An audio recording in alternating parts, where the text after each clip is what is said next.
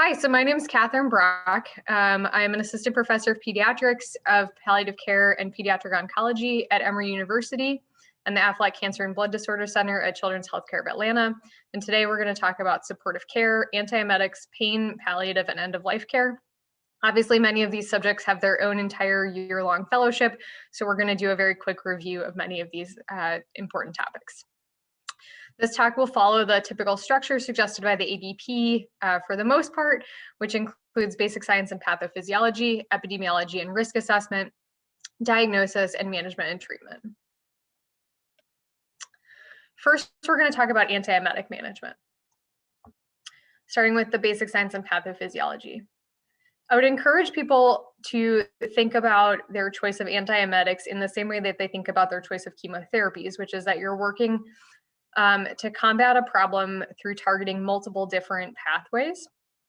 In this case, the main pathways are really leading to the vomiting center, which is located in the medulla of the CNS.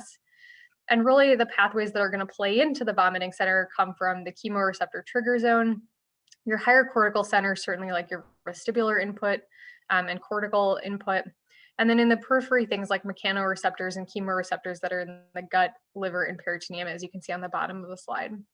And certainly in the peds hem-onc world, what we're often thinking about as causing significant amount of nausea and vomiting comes in the form of chemotherapy. And so the aptly named chemoreceptor trigger zone is where chemotherapy mostly has its effect. And so when you're thinking about blocking the effects of chemotherapy, you're trying to think about blocking the receptors that are in the chemoreceptor trigger zone to prevent signaling that then goes on to the vomiting center to cause nausea and vomiting.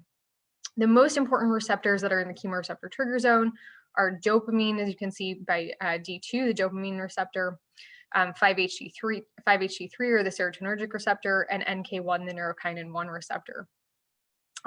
These then certainly make sense as you think about how to combine antiemetics and when we talk about the antiemetic guidelines. From there, the chemoreceptor trigger zone signals up to the vomiting center. And in the vomiting center, the most important receptors include the histamine receptor or H1 receptor, 5-HT2 and 5-HT3 receptor, histamine receptors, and acetylcholine. And you can see these same receptors come into play in the higher cortical areas as well with serotonin, acetylcholine, and histamine. Less so, but certainly one thing to think about are receptors that come from the gut. And these have many of the same pathways, dopamine, 5-HT3, and acetylcholine. And so really, as you're thinking about adding different antiemetics, you should be thinking about the signaling through these different pathways and that you're going to be targeting these different pathways to try to reduce signaling to the vomiting center and ultimately causing less nausea and vomiting. For instance, it doesn't make sense to just continue adding on antihistamines one after the other. You may want to add something that's an antihistamine and then an antidopaminergic and an anti-serotonergic and an anti-NK1 so that you're targeting the different pathways that are leading to the vomiting center. When thinking about assessing for nausea vomiting, really one important thing that I always think about in palliative care is treating the underlying cause. And really, is there something that we can do to treat the underlying cause before we put a Band-Aid on it? So what are the common things that we're looking for here? Certainly medications. We all know that chemotherapy is the main culprit in our world, but things also like antibiotics and opioids certainly can cause a significant amount of nausea vomiting. GI causes like mucositis, thrush, constipation, causing nausea and vomiting. Psych symptoms like anticipatory nausea vomiting, that's where there's really a role for benzodiazepines in this world. Certainly CNS problems in our brain tumor patients with increased ICP or vestibular activation. Metabolic issues like hypercalcemia or renal failure can certainly lead to nausea, vomiting, and endocrine or cardiac issues as well. Certainly patients with heart failure have poor gut perfusion and often have nausea and vomiting related to that. In terms of making a diagnosis, obviously this is fairly simple for nausea and vomiting. Ask about the onset of it, ask about the occurrence of the nausea and vomiting, how many times a day this is happening, what is the quality of the symptom, is it associated with meals or bowel patterns, certain smells, do they throw up every time they walk into the hospital, and timing related to meals, is this happening before the meal, during the meal, after the meal? And does vomiting provide relief? Certainly suggesting a partial or a complete small bowel obstruction. In terms of medications, what are they taking? Are they using complementary medications? Are they responding to antiemetics? And what are the associated symptoms that they're having with this?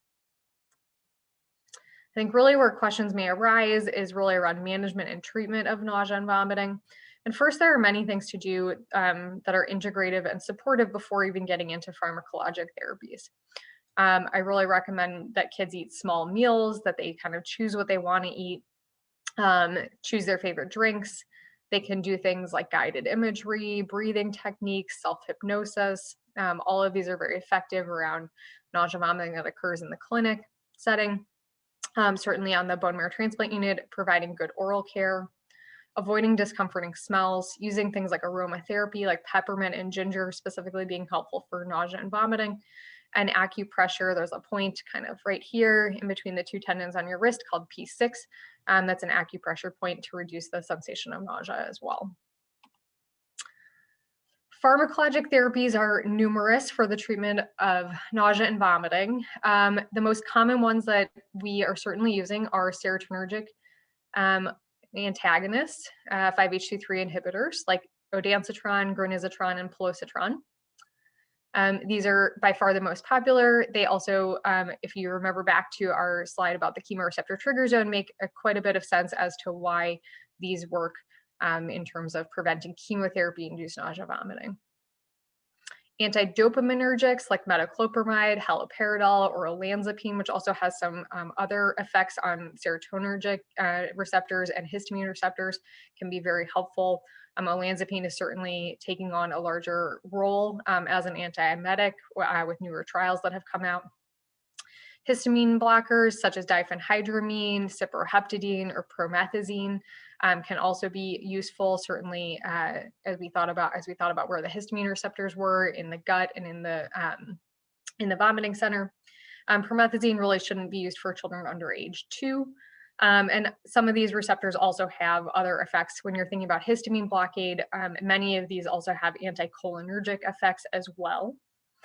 Specifically, cyproheptadine and promethazine also have anticholinergic effects. When you're thinking about acetylcholine blockers, you're thinking about scopolamine being our most popular one, and neurokinin 1 blockers or NK1 receptor blockers, aprepitant and fosaprepitant. NK1 receptor antagonists can really only be used for patients who are above 6 months of age. And in patients who are receiving chemotherapy that does not interact with aprepitant or fosaprepitant. The most common one that some institutions will say interacts is ifosfamide. There's a thought that if you give aprepitant or fosaprepitant along with ifosfamide, that you may increase the neurotoxicity effect of this chemotherapy. This is a little bit of an institution by institution practice, and so would be difficult to be specifically tested on, but to know your institutional practices around that.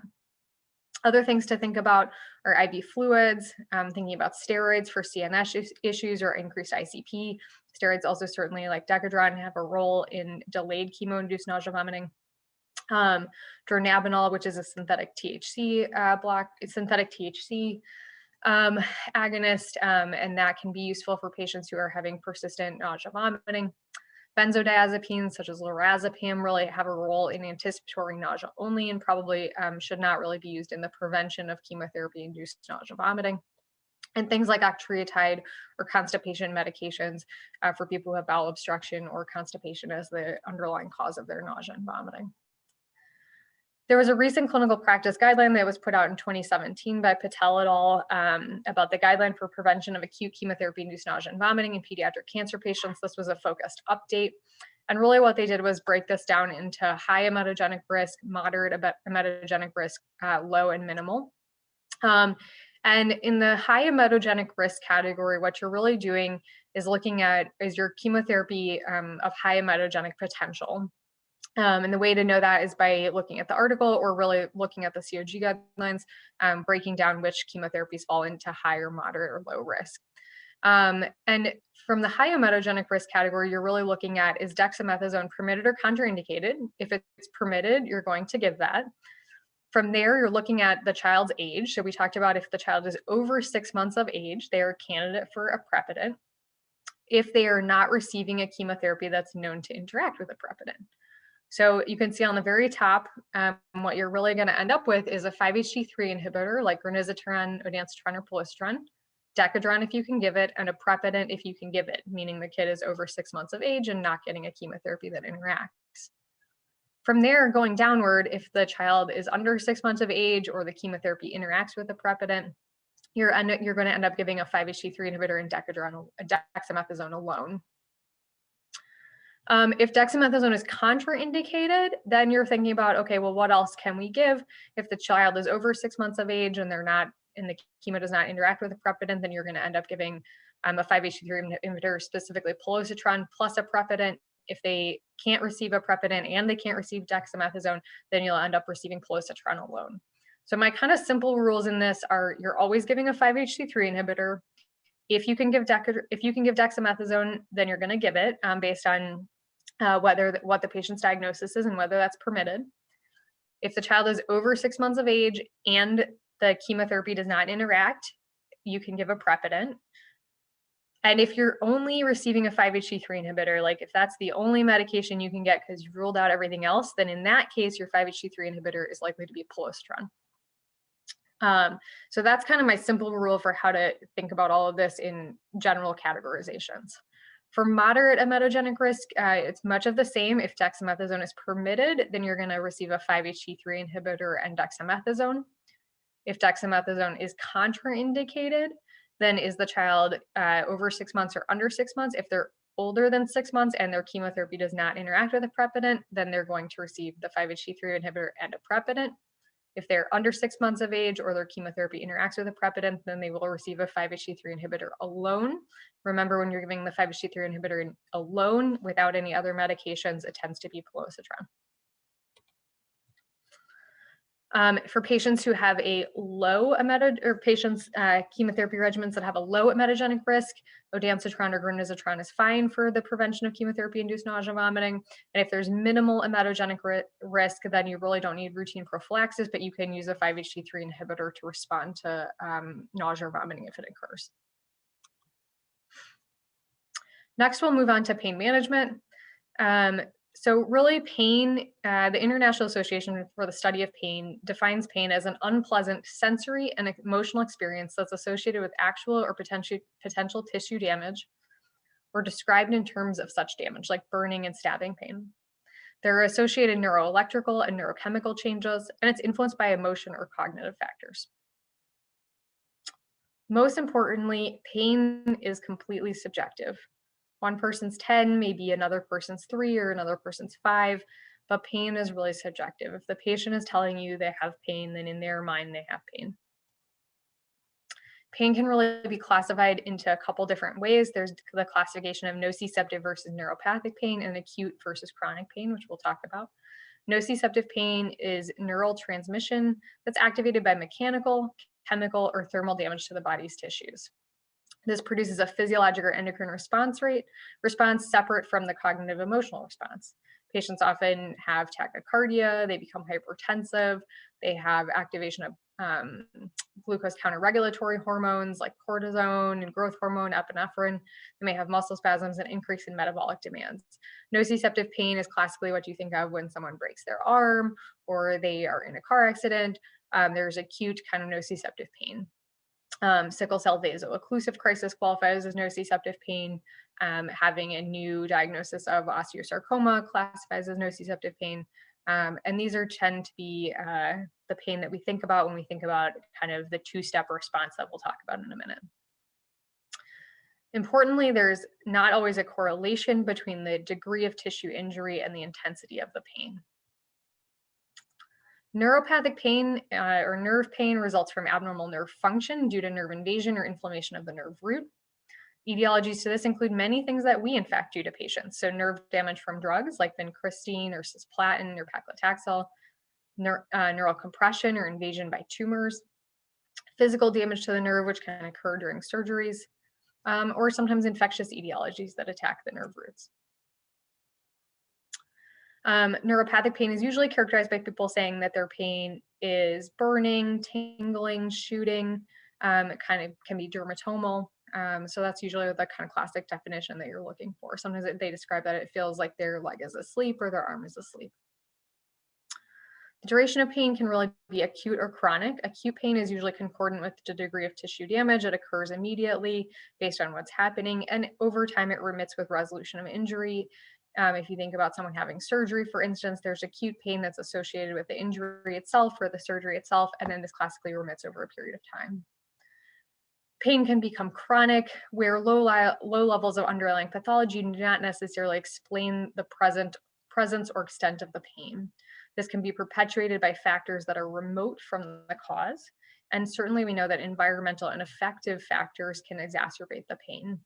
We know, for instance, that depression, anxiety, sleep deprivation, all can exacerbate chronic pain.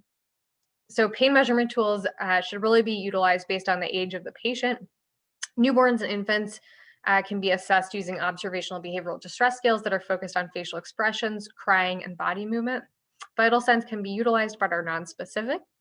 For children, we use things like self-report, so the FACES scale for school-age children, or the visual analog scale, and then verbal numeric rating scale. So on a scale of 0 to 10, tell us what your pain is. If possible, the verbal numeric rating scale is really the gold standard and should be utilized for children who are capable.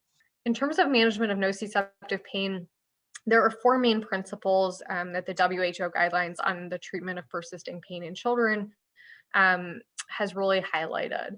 And really, these are dosing by the clock, with the child, by the appropriate route, and by the ladder. And by the clock means that if patients have persistent pain that is present all the time, the dosing should be given around the clock and not just as a PRN. You've often people who have trained with me often know that we have a saying in palliative care, which is that PRN means patient receives nothing.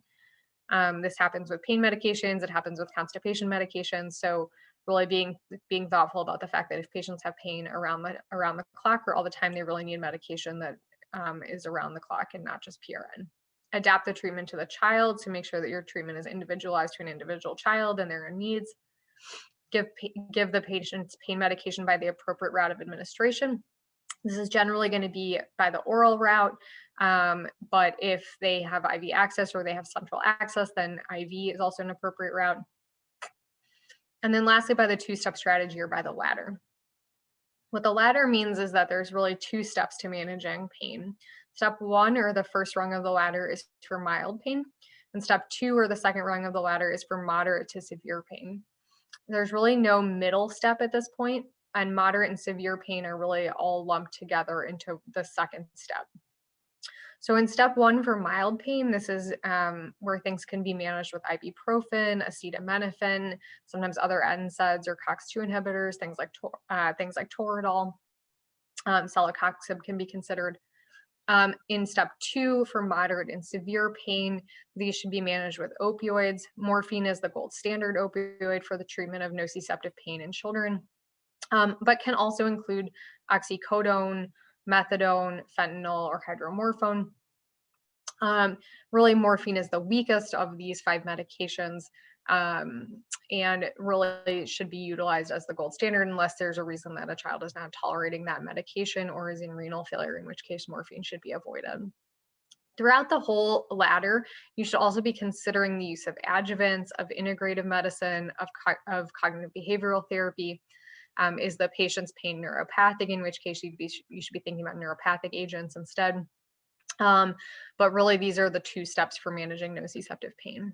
There are multiple medications that are not really recommended as part of this ladder, including tramadol, which is has a black box warning on it for children under age 12, and it certainly can lower the seizure threshold. Codeine, which has issues with metabolism, which is that some patients do not metabolize the drug to its active form and get pain relief, while other people are ultra rapid metabolizers and can be at risk of overdose. Meperidine, hydrocodone, and hydrocodone is also often used in combination products as well. And we in palliative care generally do not recommend the use of combination products for pain management because if you need to titrate the dose of the patient's opioid, you're inadvertently titrating the dose of the acetaminophen with it, and this can certainly get complicated as the patient's dose rises. The most common side effects of opioids are gut hypomotility, sedation, pruritus, nausea, urinary retention, and less commonly opioid hyperalgesia or myoclonus. Gut hypomotility or constipation is really the one side effect of opioids that patients never become tolerant to. It does require a prophylactic bowel regimen. Patients should be on it on a scheduled basis, not on a PRN basis, and really thinking about osmotic laxatives, surfactant laxatives, and stimulants. Certainly, if given the choice, Senna is a better medication in head-to-head trials than Docusate for the management of opioid-induced constipation. Peripheral mu antagonists like methanoltrexone may also be useful in the management of opioid-induced constipation. Sedation, so people are often worried about the effect of sedation or their child being tired with taking opioids. This is a side effect that usually improves with time, but certainly can be exacerbated by other sedating medications like diphenhydramine or benzodiazepines. Sedation always precedes respiratory depression. So while people are very worried about respiratory depression, if the patient is not having any sedation from their opioids, it's very unlikely to nearly impossible that you'll have respiratory depression from your opioid medications. Pruritus is a common symptom of opioids. This is interestingly not mediated through an antihistamine response. And so treatment with things like nalbuphine or naloxone may be more successful than treatment with antihistamines. Nausea is certainly possible. The mu receptors that are mediated via pain. There are also mu receptors in the chemoreceptor trigger zone, and that can cause nausea in the same way that our chemotherapy agents can cause nausea. And so really, when thinking about treating the nausea that's related to opioids, thinking about blocking signaling through the chemoreceptor trigger zone through the use of dopaminergic antagonists or 5-HT3 antagonists. Urinary retention can be managed through the use of nalbuphine or bethanechol or bladder catheterization or a dose reduction on your opioids. Opioid hyperalgesia can be seen sometimes if you're escalating your pain medication to try to get things under control. And instead of getting less pain, your patient is actually getting more sensitive. They feel like they can't be touched. This really needs to be managed through a dose reduction of the opioids or a rotation to a different opioid. So people often in practice think, okay, I've started with morphine, we've escalated the dose once or twice, it's not working. We need to rotate to a different opioid like hydromorphone or something else. And usually the problem is not that your opioid isn't working, but just that you don't have the right dose yet. And so sometimes you just need to get to the correct dose to see if the patient has an appropriate response. You know, if you're at the right dose within 30 to 60 minutes of a PO dose, your patient should have pain relief. If you're on the right dose of an IV medication, really within 15 minutes or so, your patient should have some relief on the right dose. But sometimes there are reasons to rotate opioids that you think you're on the right dose, or but you're having too many side effects, or your patient's clinical situation changes. For instance, if your patient starts to have renal failure or significant renal insufficiency, you should really rotate off of morphine, probably off of oxycodone and even hydromorphone to some degree. And really the safest opioids in renal failure or significant renal insufficiency are fentanyl or methadone. And those would be your best bet and safest choices in patients with renal failure. If patients are having a significant amount of side effects with poor pain control on their current opioid, then this would be a reason to potentially rotate to a different opioid. This is different than if your patient has side effects, but they have really good pain control. If your patient has really great pain control, but they're having a bunch of side effects, then you can try just reducing the dose by 20% and seeing if that helps the patient to have less side effects and still maintain good pain control. If your patient really has significant opioid-induced hyperalgesia or myoclonus, then you really need to rotate to a different opioid, and you may want to consider a switch across classes, with morphine, oxycodone, and hydromorphone being in the same class of medications, fentanyl and methadone being in their own separate class of medications. In terms of opioid terminology, people often think or worry about their child becoming addicted to opioids. And while we certainly worry about this, we often encourage its use to really help children have better pain control and be more functional. And really, the goal of this is to not only reduce the number of the people's pain scale, so to go from a 10 to a 5 or to go from an 8 down to a 3, but to make children more functional in terms of their ability to get throughout the day. And so there are certainly appropriate times for uses of opioids, and then there are also times to wean off and come off of opioids. We spend a lot of time describing to families the need to understand these different terminology, which is that your child over time will generally become tolerant to opioids, which means that the dose will need to increase over time to get the same effect. So this effect that you used to get on 5 milligrams, you may now need 7.5 or 10 milligrams of morphine to get that same effect. This is a physiologic process. It does not mean that your child is addicted to the medication. In terms of withdrawal, these are symptoms that can occur if the opioid is discontinued or tapered too quickly. Typical things that you would see with this are restlessness, anxiety, nausea, diarrhea, sweating, tachycardia, tachypnea, and rhinorrhea. Addiction itself is really a chronic relapsing condition that's characterized by persistent compulsive dependence on a behavior or substance despite adverse consequences. This is something that we're looking out for more and more, and certainly as our patients move into survivorship, something that we're going to have to be thinking about. And this is in contrast to pseudo addiction, which can present similarly to addiction. Patients that are asking for more medications, or patients who are asking for medications to be pushed a certain way or to be delivered a certain way. But the characteristics or the concerning behaviors tend to resolve when the pain is adequately treated. So pseudo addiction usually arises because of inadequate dosing and inadequate pain relief, making patients appear like they have substance misuse issues that they may not have. In terms of neuropathic pain, you have a few different agents to think about for neuropathic pain. Most of these medications do not work quickly and take 4 to 6 weeks to really achieve their maximum effect. So if you need relief of a specific neuropathic pain today, really your best agent for that is going to be an opioid. But these are certainly not what we want patients to be taking in the chronic sense for chronic neuropathic pain. And in that realm, things like gabapentinoids, tricyclic antidepressants, or SNRIs would be better agents for long-term management. So gabapentin and pregabalin being your gabapentinoids, amitriptyline and nortriptyline being popular tricyclic antidepressants, and venlafaxine or duloxetine being popular SNRIs.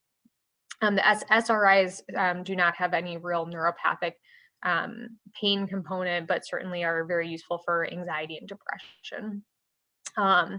Your anti-epileptic drugs like carbamazepine or topiramate can also be useful in neuropathic pain.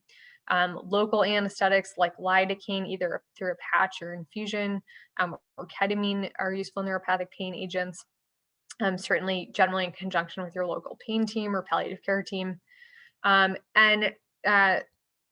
low-dose methadone can be useful for patients who have neuropathic pain that have not been effectively treated with other modalities. But again, really trying to focus on non-opioid management of chronic neuropathic pain. There are many other strategies that you can take to manage your patient's pain, including physical therapy, acupuncture, acupressure, massage, repositioning patients using heat or cold.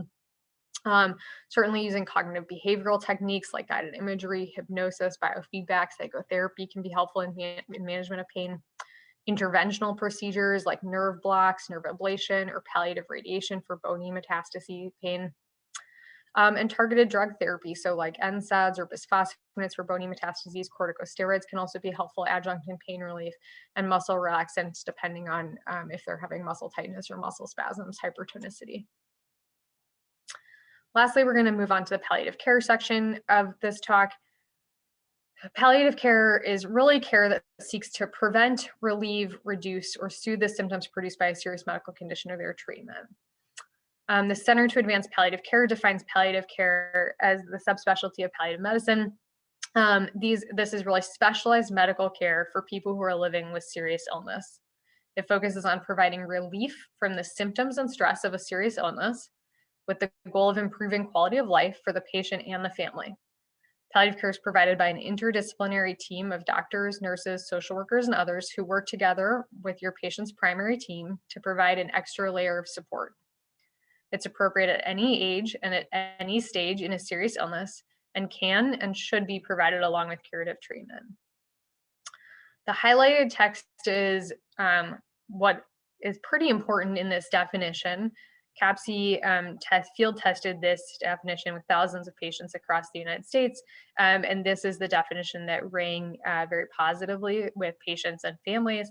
And when patients and families are given this definition of palliative care, nearly 90% of families were able to say that they would want palliative care for their child and that their hospital should provide palliative care to children with cancer.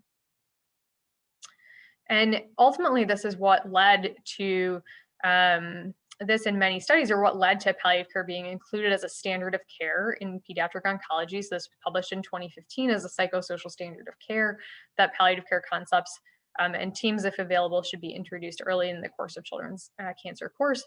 And ASPHO in 2016 wrote a guideline on the integration of palliative care into standard oncology care, recommending that for patients with advanced cancer, that palliative care be introduced within 8 weeks of diagnosis, actually. So significantly earlier in diagnosis than many people think about. But really, this is where we know the benefits lie when palliative care is introduced very early in the course.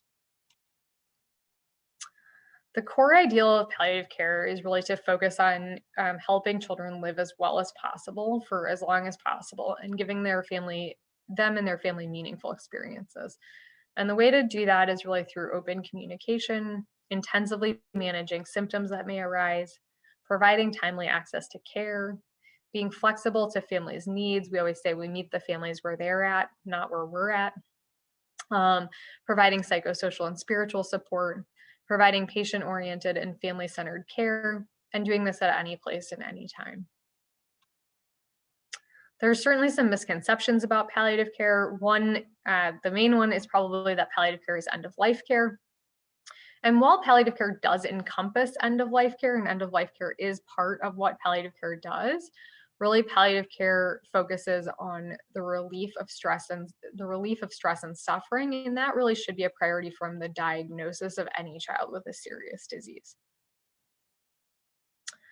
There's also a misconception that palliative care cannot be provided concurrently with disease-directed therapy.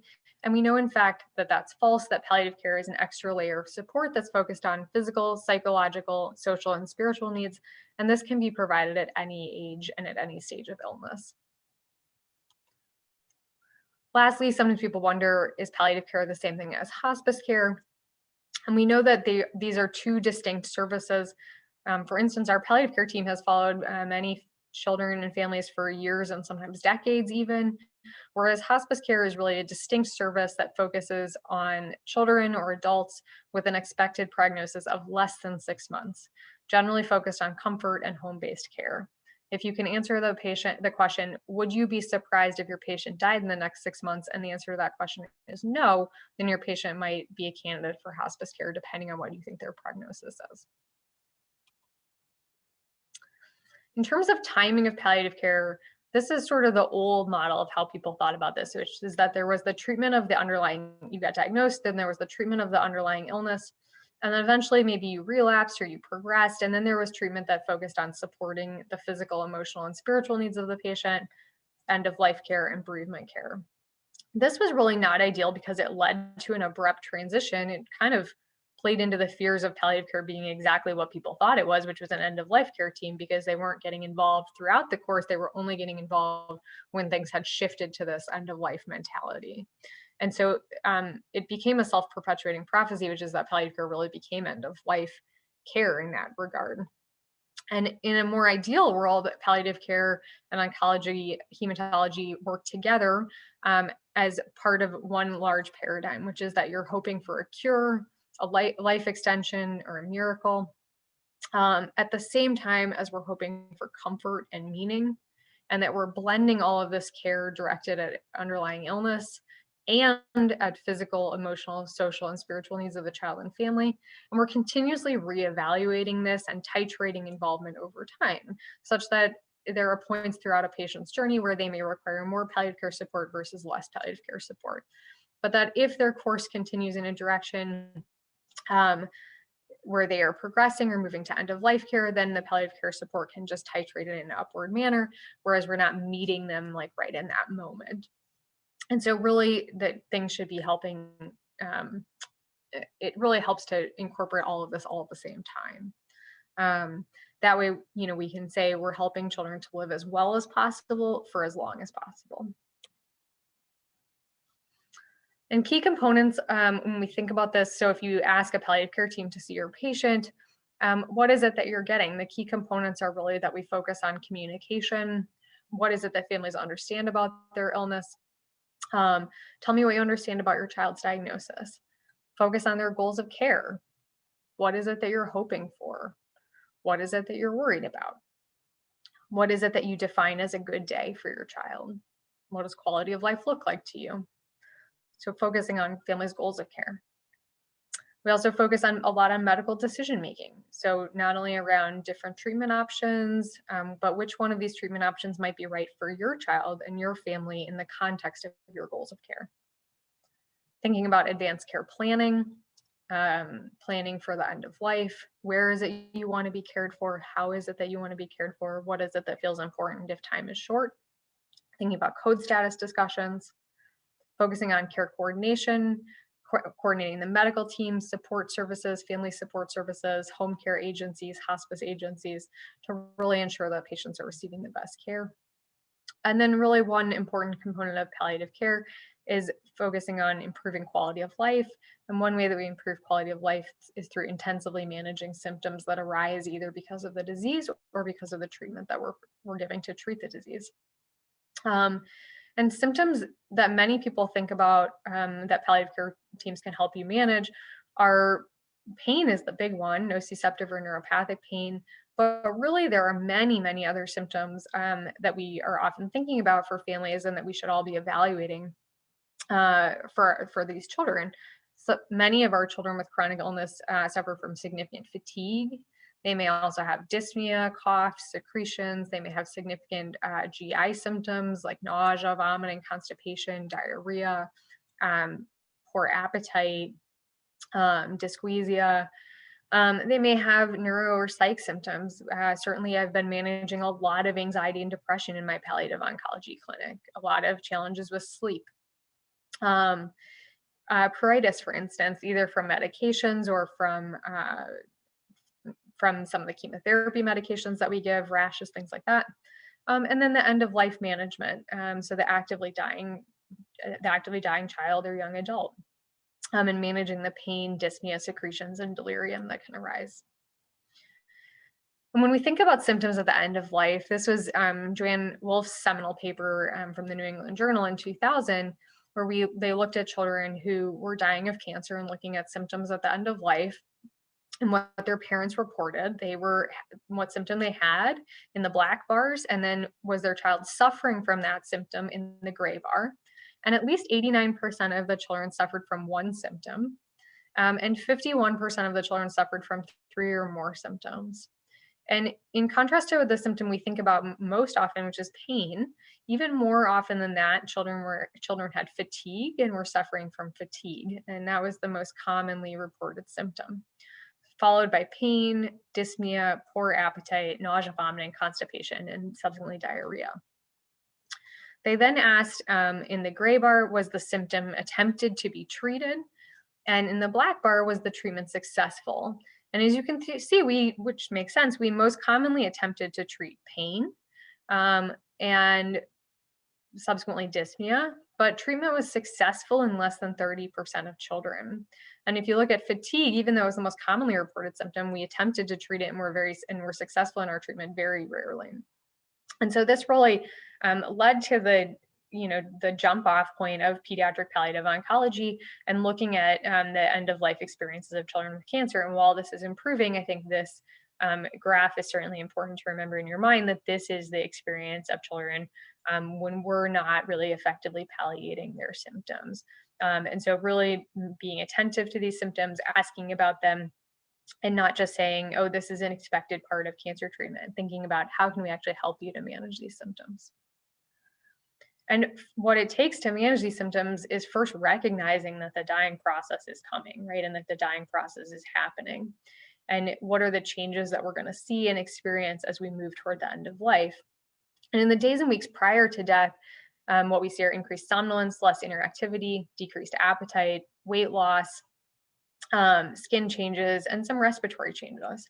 And in the hours to days prior to death, where you're really close to the end, that's where you see very significant somnolence, sleeping up to like 22 hours a day, nearly comatose. They may wake up very briefly and then go back to sleep. Really having decreased solids, very much decreased liquid intake, and eventually really no PO intake. Decreased urination very commonly. In the last day of life, people may get this kind of waxy appearance. Their jaw kind of falls back and slacks back, and they have this open mouth breathing that can be labored, and it can have significant apneic pauses to their breathing. They can also have secretions in the back of the throat that cause a gurgling sound. The good news is that end-of-life management isn't crazy complicated, and nearly all problems can be managed with 4 medications. And these are usually the 4 medications that come in a comfort kit or an emergency kit that hospices send out to the house for patients who are going to be in the home. For pain, dyspnea, and cough, you can treat this with an opioid like morphine, especially a highly concentrated version. The more concentrated at the end of life, the better, because patients are usually not swallowing effectively. For seizures, anxiety, agitation, or nausea, you can use the benzodiazepine like lorazepam. For nausea, vomiting, or delirium, especially agitated delirium that's interfering with care or is distressing to the patient, using an antipsychotic like haloperidol. And for secretions at the end of life, using an anticholinergic like atropine or hyoscyamine drops. When you're managing pain at the end of life, generally, this is the time to really think about making appropriate and significant dose increases. For moderate pain, you're really making dose increases of 30 to 50%. For severe pain at the end of life, it often requires dose increases of 50 to 100%. And remember, if you're on 1 milligram of morphine, a 100% dose increase, it goes to 2 milligrams of morphine. But if you're on 10 milligrams of morphine, a 100% dose increase goes to 20 milligrams of morphine. And so really thinking about that in terms of percentages rather than in terms of the strict milligram value. If you're coming up with a total daily dose, the technical answer to test questions in palliative care is that the rescue dose or your PRN dose should be 10% of your daily requirement. So for instance, if you're getting 60 milligrams of morphine throughout the day, either as a Q4 or as a extended release morphine 30 BID, for instance, and you're getting 60 milligrams throughout the day, then 10% of your daily requirement, or 6 milligrams PO, would be your PRN dose. So that's kind of how that test question usually comes up, is that it's 10% of your daily requirement. If you are switching medications, for instance, if you're switching from morphine to oxycodone, oxycodone to hydromorphone, hydromorphone to fentanyl, anytime you're crossing drug names, you really need to reduce for cross tolerance. And usually this is done by 25 to 50%. And this is because while all opioids work on the mu receptors, they don't work in exactly the same way. And so if you're crossing drug names from one drug name to another, then you need to reduce for cross tolerance.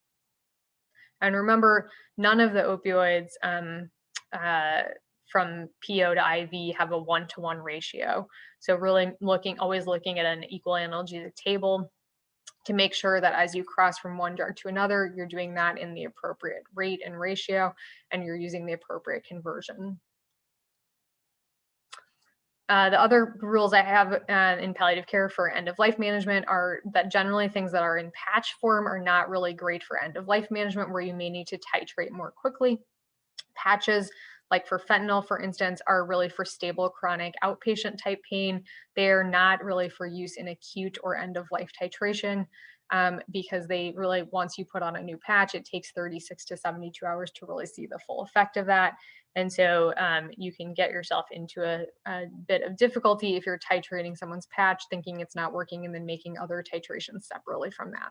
So if certainly someone has a fentanyl patch on, you just leave it and you adjust other things, but really don't make acute titrations via a patch at the end of life.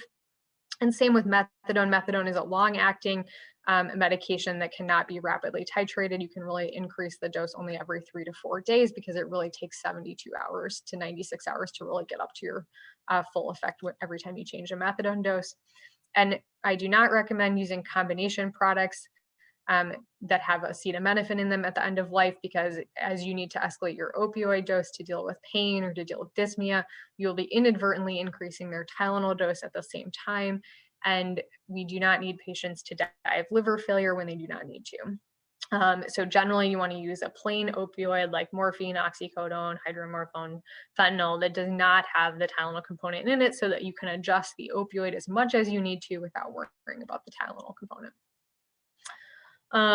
There is really no data that pain medication hastens death. This has been shown in numerous studies. And so if families ask, or the question asks, there is no reason to restrict pain medications at the end of life.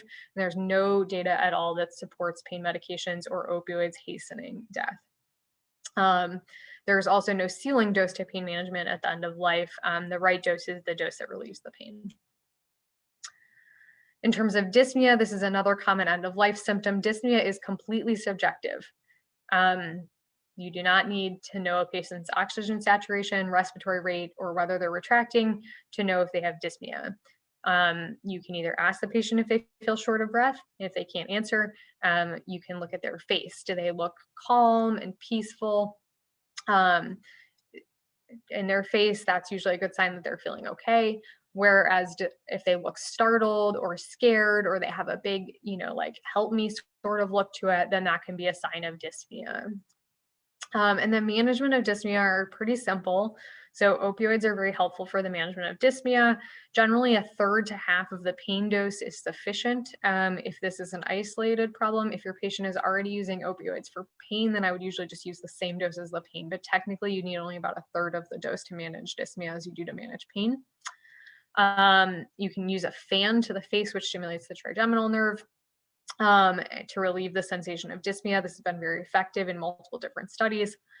You can increase the head of the bed or reposition the patient. You can use oxygen by nasal cannula if the patient is hypoxic. If the patient is not hypoxic, then oxygen is not really necessary, and the flow is really more what helps the sensation of dyspnea rather than the oxygen itself.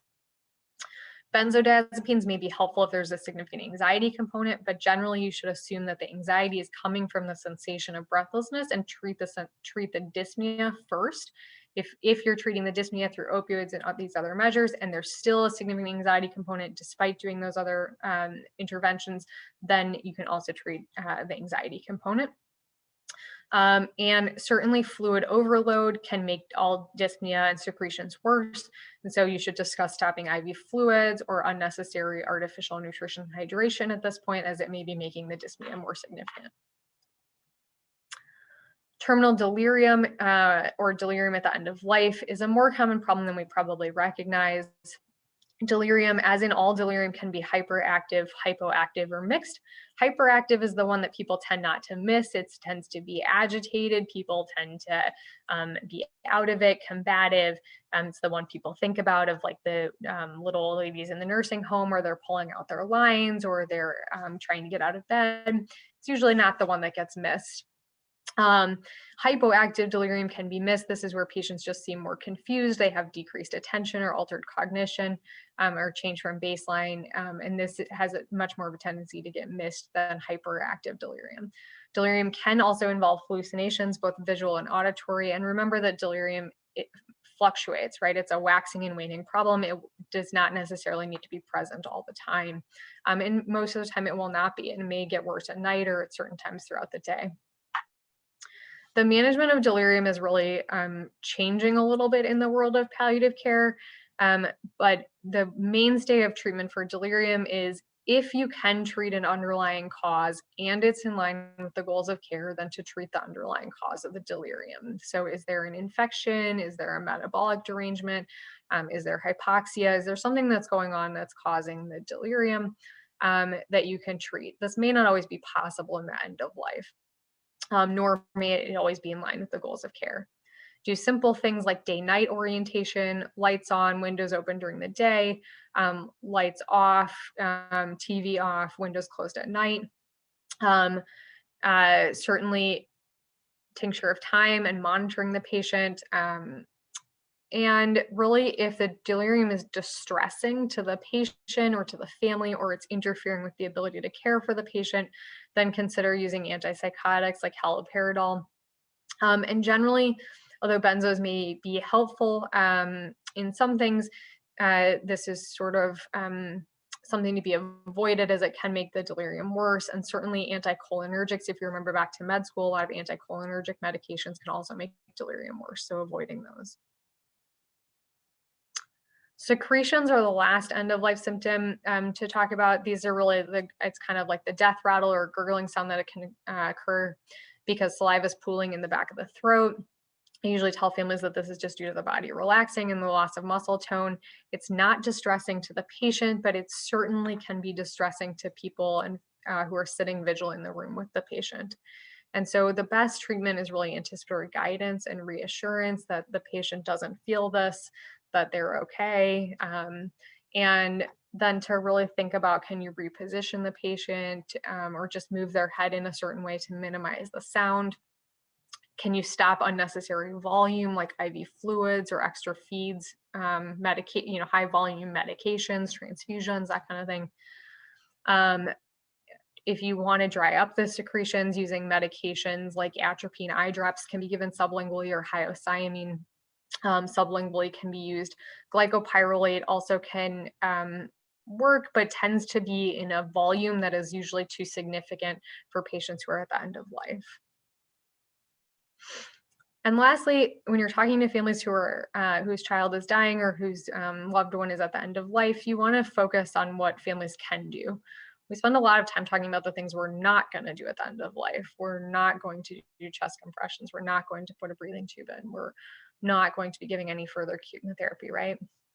But focus on what families can do. They can provide their child with familiar voices, sounds, and touch that comfort their child. They can read them books, listen to music, provide soothing smells. They can bathe and change the position of their child, watch for discomfort, let the nurses or the team know if they're seeing any signs of discomfort. They can practice prayer, religious or other cultural expressions of importance. And they can do things that are complementary to what we're doing. So they can do massage or Reiki, or just simple touch of the child's hand, or laying in bed with them, to really be present with their child, and really telling them, ensuring that families are there to tell their child that their child's not alone, and that we're going to manage their pain as best as we possibly can. And these are things, once we refocus the narrative on what families can do for their child at the end of life, this usually helps them to be able to be present and focus on being there in the moment, and making, the end of life as good as it possibly can be.